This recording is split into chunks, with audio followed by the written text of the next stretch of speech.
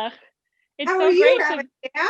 I am great. I'm so happy to be with you, Rabbi I'm so Rifkin. happy to be with you and light candles with you on Hanukkah. Shall we do it? Okay, here we go. All right. Here we go. Shmosh. Okay. We light from left to right. Third night. I have some finicky candles. I don't know about Me you. too. Let me know when you're ready. I'm in. I have 3 candles plus a shamash. Me too. Baruch atah Adonai Eloheinu melech haolam asher kitshanu b'mitzvotav v'tzivanu lehadlik ner shel Chanukah. Baruch atah Adonai Eloheinu melech haolam she'asa nisim lavoteinu bayamim hahem b'zman hazeh. Amen. Thank you so much. That was so beautiful. Chag Sameach. Chag Happy Sameach. Hanukkah. Are you ready to cook some latkes? I'm ready. And you know how I know I'm ready? I have oil. Excellent. Let's go make All right. Let's do it. I'm going to meet you when I'm back in my kitchen. Hey, Rabbi Sam, do you know what time it is? What time is it, Rabbi Rifkin? It's latke making time. Woohoo! It's latke making time. Oil. All right. The essential ingredient of Hanukkah is right here. You know, most other Jewish cooking is really about the onion.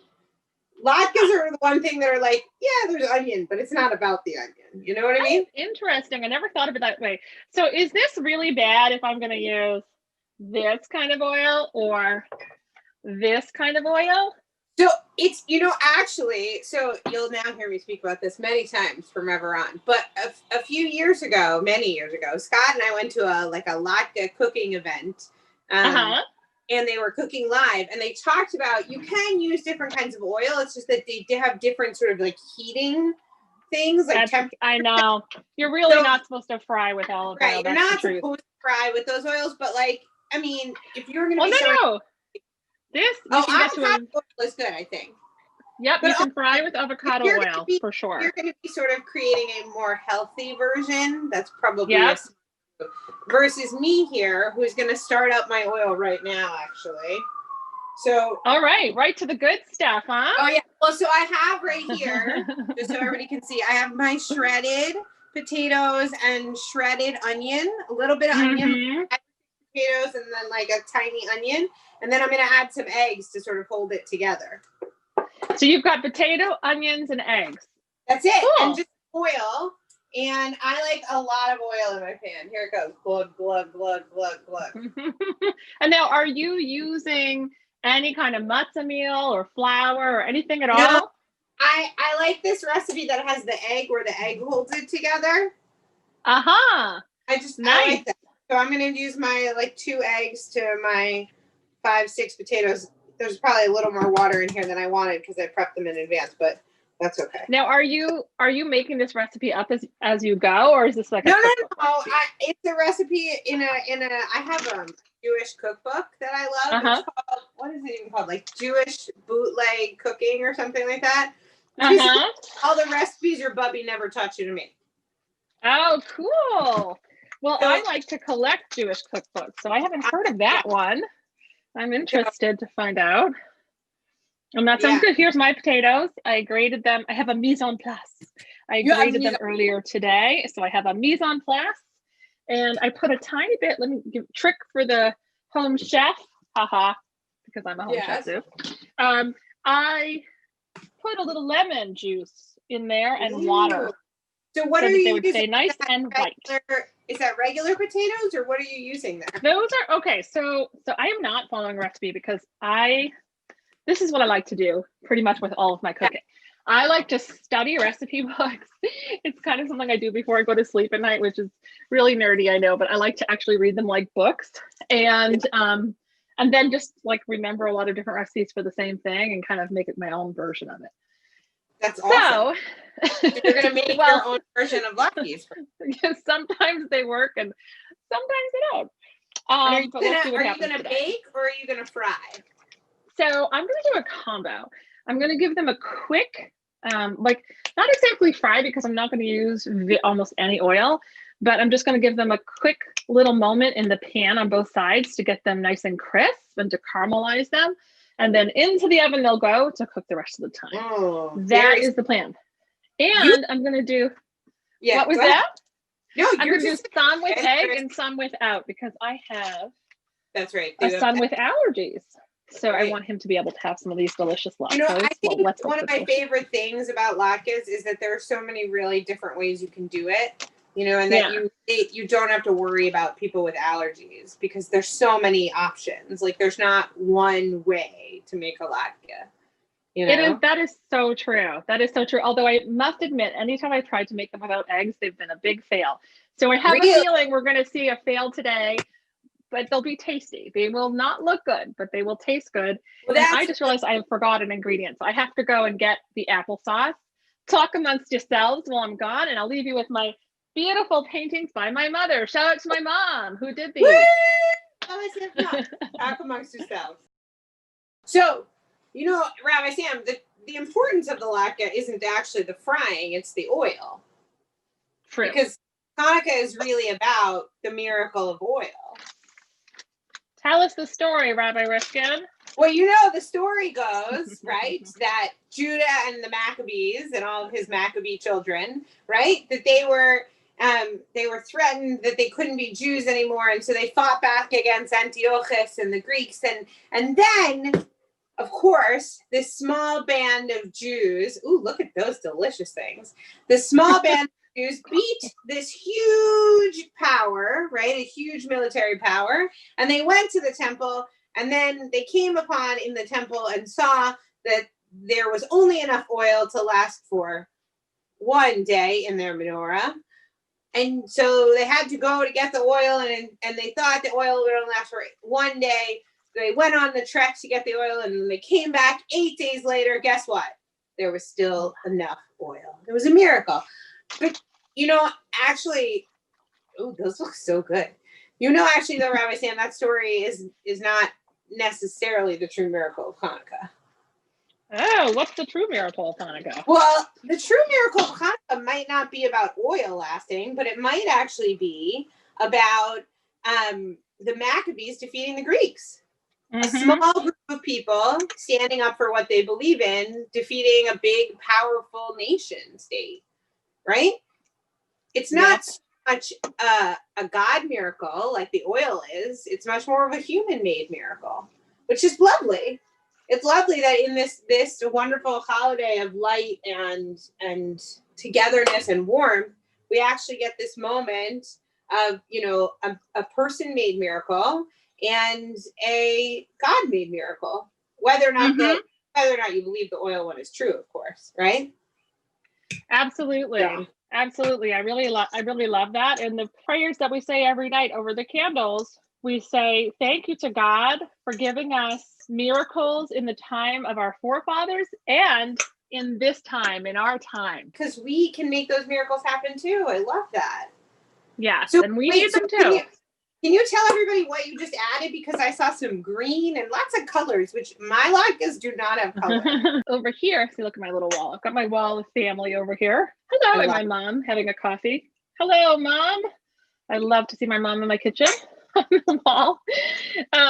Here I've got, so I've got grated potatoes and zucchini and onions. And there's just a little bit of onion, but there's a lot of, probably an even amount of zucchini and onion. And you can see here, I've got a smaller bowl. This is going to be the one that the eggless one that's a trial. I have a feeling, as I said, Never tends to work out that well, but it's tasty.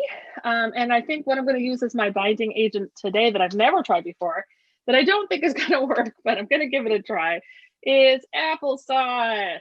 Applesauce as the binding agent. So we'll see how that goes. And I'm going to put a little gluten-free flour in there as well. You know, it's And one then of in this one, just people use applesauce. It's supposed to do that, so you never know. Yeah, there's a bunch of things you can do. You can make a flax egg, but flax doesn't go so well for him. So we're going to go with this applesauce and see how it goes. How are yours coming along? Let's see what you're up to. Well, I haven't started frying, but I still have my mush bowl of shredded. You know, there's a big debate in latke making of like, do you shred? Do you grate? Do you like do it in the food processor? Do you grate it by hand? Right. And then the debate of like, do you peel or not peel? Right. Mm-hmm. So I sort of fall somewhere in the middle. I peel like, but not so seriously on my potatoes. Get rid of the bad spots, but I leave a little brown. But I don't like too much peel. I don't know why people are really into the peel. But I'm waiting. So I keep putting my hand over here because that's my oil. So it's that's the trick. I know you shouldn't actually. You have to be very careful. You notice I'm not wearing anything with sleeves because whenever I fry, I want to like keep flames and whatever. So, but and like a few inches above the oil to feel if it's hot. So, but I always figure when I'm frying my latkes, the first one or two, they're not going to be good. Like probably nobody knows, So I think we'll go for it and put one in and see how my oil's doing. This will be the real tester. Right. So, nice. And I'm going to gather. What are you using? What kind of pan? Can we see? Oh, my pan is just a giant frying pan. Okay. It's just a giant deep frying pan. It's actually the same frying pan I used to make shakshuka. Oh, thank you for that recipe. I love it. It's like my new favorite thing. Can you hear it? Can you hear it sizzling? I hear it, and it's the greatest sound. It's sizzling. Actually, it's good. I like a fair amount of oil. I like a good few inches so that it almost covers it. I just like the top of the latke actually coming out. And then one of my other tricks that I do when I'm making is that I have a plate with paper towels set up. And as I put them down, they go on the paper towel. So that takes out that extra grease. So it doesn't just sit in it. And then after the layer of latkes goes on, more paper towels goes on top. So that like I do the same thing. Do you ever freeze yours? They have to last long enough to be frozen. True. I was going to ask you if they froze well, but that was a silly thing to ask. Rabbi, is what do you put with your latkes? So I like both applesauce and sour cream. I like them both, but most of the time I have nothing with them because I'm too. Either I don't have it in the house, or I don't usually have sour cream in the house. Wait, you don't usually have applesauce in the house? I always have applesauce in the house, but I don't know. I don't like applesauce with it enough to like go and get it. If that makes sense. This. Oh my gosh. This one is my first one actually came out quite beautiful so far. Oh, show us. But it's looking really good. No, I just flipped it. I'll show you when it comes out. Okay, and I'll be right back. I have to get the gluten-free flour. Right. I did not have that ready. Well, I take my iPad and show everybody how my latkes are looking in here. So you can see there on the side is the one I just flipped, and the other two are just started on one side. So actually, for my first one, that's not a bad one. Look. See? Not bad. They're beautiful. I know. All right, so now I'm just going to pour some of this. I'm like those old bubbies that cook and they say, I put a bissel of this and a bissel of that, just a little bit of this and a little bit of that, and you never know exactly how much they put in. That's me in the kitchen, basically. That's how you learn to, right? Is that not like my grandmother's brisket recipe? She would say, I add this, and I was like, well, how much? And she would always say, until it looks right. Exactly. So I would say, well, I don't know. That's how I learned to cook. What looks right. You kind of get it exactly. It just has to look. That's not helpful. Ooh. All right. So who out of your family do you do most of the cooking, or who likes to cook in your family? I do the cooking. Although my kids have really gotten into cooking and want to help with stuff. Although what they've really gotten into is baking. Oh. What have you made? Fans of the Great British Bake Off. Oh, I love that show. They've seen every episode. Did you? Oh, don't tell me the final. I haven't seen it yet. I haven't seen the final. We haven't gotten that far. But they watch it so much that they think that I should start to make my own pastry. And when I did for Thanksgiving, I made my own pie crust, my own short crust pastry. Simon told me that he was going to look at the bottom before he ate it to ensure that I did not have bottom.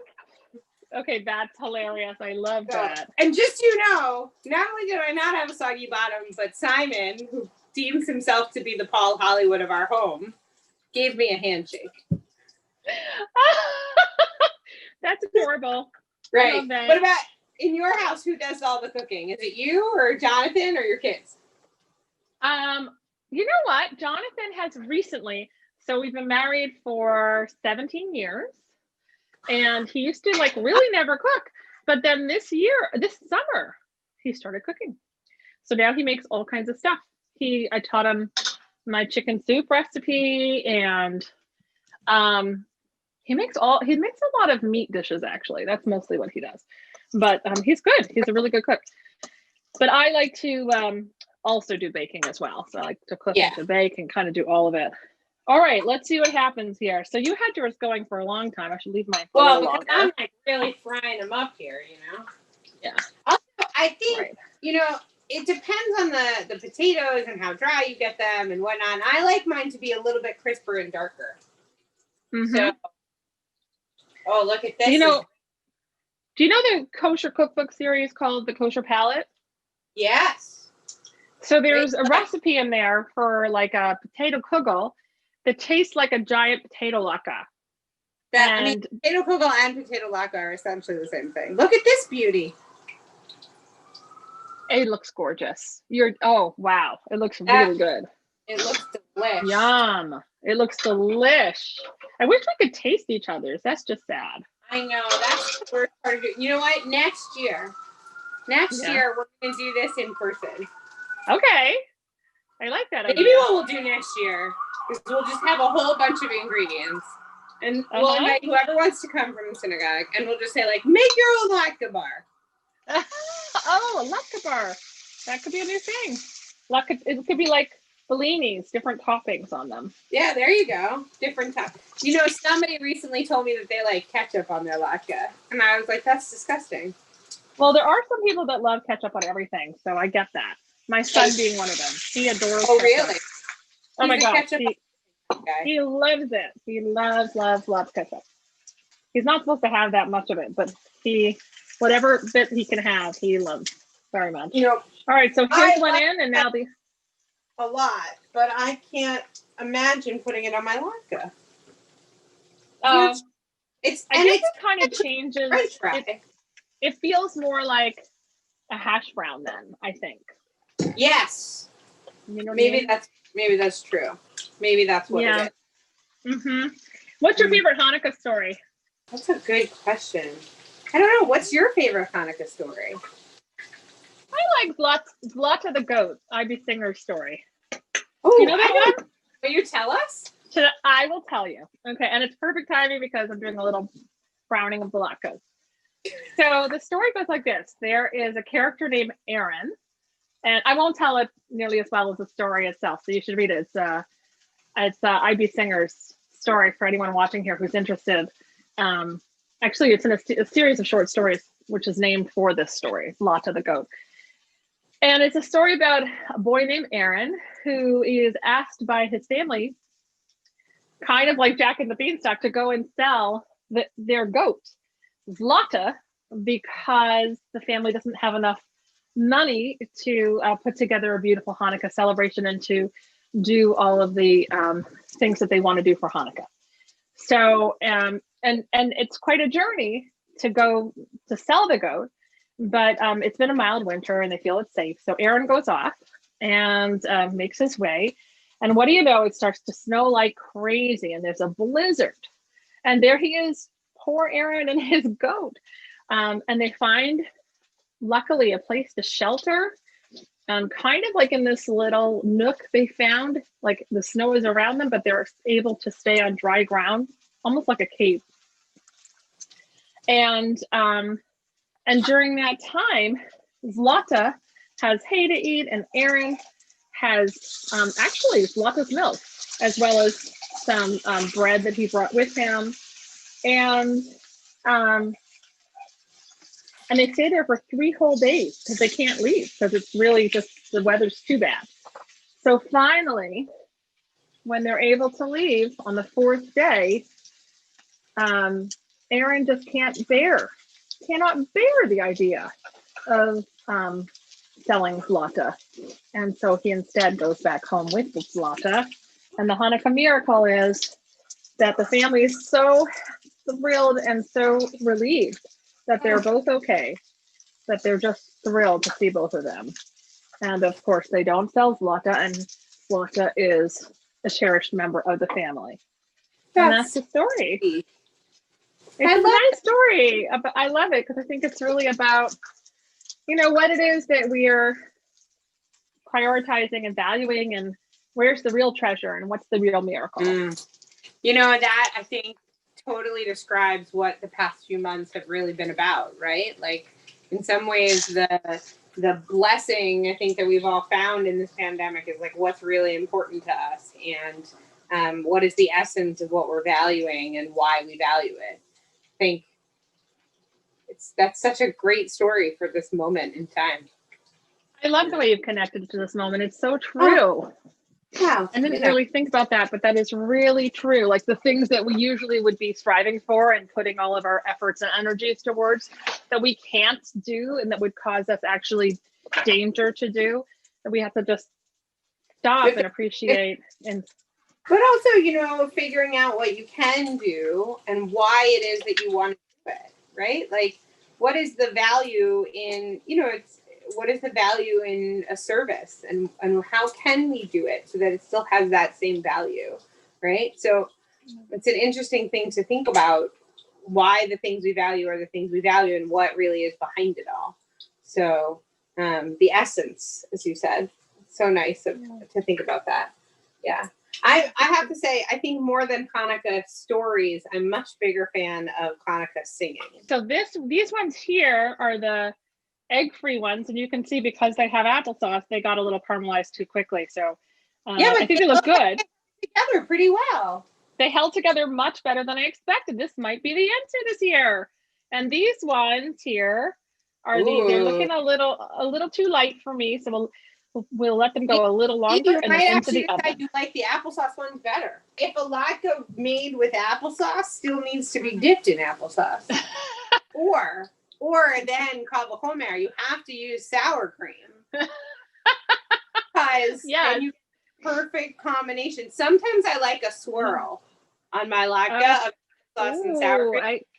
That's so creative. I like that. But you were going to sing us your favorite song. Oh, I'm not sing it, but I'm a big fan ever since I was a little kid of Ma'otzor. Oh yeah, it's a beautiful melody. Ma'otzor Yeshuati. It's just a beautiful song and so simple, and the ideas of miracles and strength and. I don't know, ever since I was a little kid, I just have such an affinity towards that one. But I think there are so many beautiful melodies that we sing during Hanukkah that are just, they're so special. I agree with you completely. Yeah. And it's funny, that one is one of my favorites too. And recently, but there's another version of it. I think it was from Salomone Rossi in maybe the 1600s. Wrote a kind of, Cantor Singer sang it the other day at Shabbat services as an opening. And I had forgotten about it, and it's so beautiful. You want to hear it? Yes. It goes like this. And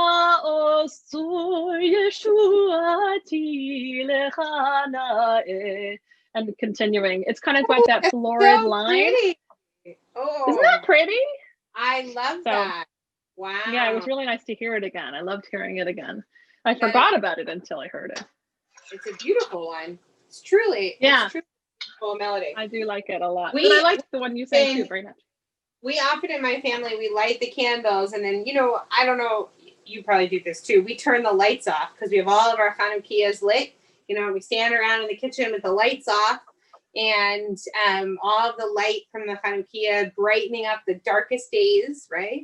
And we stand around with all of our Chanukias lit, and we sing 1 or 2 songs every night. You know, and we just everybody gets to pick 1 or 2, you know, and so it's just a beautiful, like, you know, I find music to be a thing that connects us so much and that really brings spirituality to any moment and community, and it is a connector through time and space. And so to be able to sit there on Hanukkah really brings me back every year of like, oh my gosh, look how much my kids have grown. Look how much I've grown, remembering my own Hanukkah celebrations when I was a kid, and the first time I remember learning that song, and all of those pieces. Every time it brings you back, and watching my kids, you know, learn those melodies and take them on as their own. It's something so special. And I feel like Hanukkah it brings that light, not just from the candles, but like in our hearts, you know, like it does bring light in such a way. So true. I want to show you the most perfect latke. Oh, wow. That is a nice looking I don't know if you can see all of its little like shreddies on the side. Oh, it looks delicious. It does look so delish. I don't actually know if I'm going to share that one. I might eat that one myself. Maybe that one's for you. That one has your name on it, I think. Although this batch is really coming out quite good. I got to go get some paper towel now. Okay. All right. I will entertain. I need my everybody. layer. So here's what I do. You ready? So here's my latkes, and you can actually, I don't know if you can see it, but if you look around, you'll see there's like grease. There, you can see the grease. So it sops it up so nice. And then what I do to put the next layer on is I just put another layer of paper towel. You know what? I'm going to get my paper towel now too, and get ready because mine should be ready pretty soon too. It's exciting. It's so exciting. Yeah, I know exactly what you mean about the family standing together. There's something about, you know, it's almost the darkest time of the year. We're getting really close to it, and almost into the winter solstice, and it's just such a beautiful time to bring in light a little more every day, and just to remind us that you know, the spiritual symbolism of that. I totally agree with you. It's just so beautiful. Yeah. It's such a funny thing, but it's such a minor holiday, and yet it is one of, I think, the most beautiful. I think the reason it holds such significance is because there's so much beauty and meaning in it, and easily accessible of a holiday too. You know, I think all of those things, and because a lot of people really do celebrate all of the days, so it's really a break from everyday life where we come together, and whether virtually or whether with people in your household, if you have people in your household, and just stop and mark time, and it really, when we do that, it naturally focuses us in on gratitude. It's just a place we go when we stop everything and bring in light and sing together. I mean, that's where we go. Nice. It's so nice that this year we're able to light candles with our whole community virtually, because it's one of my favorite traditions that we've had at Stephen Wise, is that we do it in the lobby every night of Hanukkah, and whoever's there comes by, and it's just such a warm moment, you know, and all the religious school students come in, and it's always such a fun thing. But to actually do it in everyone's homes is also really beautiful, right? To get to like go into everybody's home, right? Like I'm in your home and you're in mine right now. Definitely. I love that. I really do. It's really I'm so grateful that we have the mechanism to do it. I mean, just really has changed this entire time would have been, I can't imagine if it was 10 years ago how it would have been. Right? So different. How lucky. Oh That's my gosh, we're so lucky. And we are all grateful for this Hanukkah. Absolutely. All right, these are looking pretty good. I think they're cooked. All right, I'm curious to see them. I'm more curious to hear how they taste. Yes, me too. I'm going to bring out the taste tester, I think. Who's the taste? Is it? I think I'm going to have Max come and taste. We'll see. Okay, I think these are ready. You want to see? I do want to see yours. Okay, I think I actually think that the applesauce one smells better than the other one. So well, it's got more stuff in them, right? Oh, I got a little crispy on mine. I got one of the little crispy edges. You know, that's like the best part of any latke. Is the like. This is true. Oh, are you trying it now? I was just eating the crispy edge because it fell off, and I thought, you know, it's like a crust. You have to taste it. And how is it? What's the crispy edge is crispy and delicious. What could be bad? Crispy and delicious. Okay, let's try it. I'm going to try a little piece. I'm going to break off a little piece of each kind. 1 and 2. Okay, here is the egg one. Okay, I'm going to try it. Okay, go for it. Is it good? That one's delicious. That one gets an A+. Delicious. Look at you making your own recipe and being delicious. This one, I don't know. And how's the egg free? Oh, no, huh? Oh, no, it smelled good, didn't taste good. Okay, so you heard it here first, folks. Don't use applesauce as a binding agent. Really not good. So, it's really not good. I took a little piece off of one of my beautifully fried latkes. So you can see the inside is still like nice and light and the outside. So let's give it a bite. Oh, that's perfect. You know what? Yum. Rabbi Rifkin, do you think our families are going to get to try any of the latkes, or is it just going to stay with us? Are you sharing? I mean, I think I have to share. I don't think I can eat this many, but who knows? There's always tomorrow. We can always make more.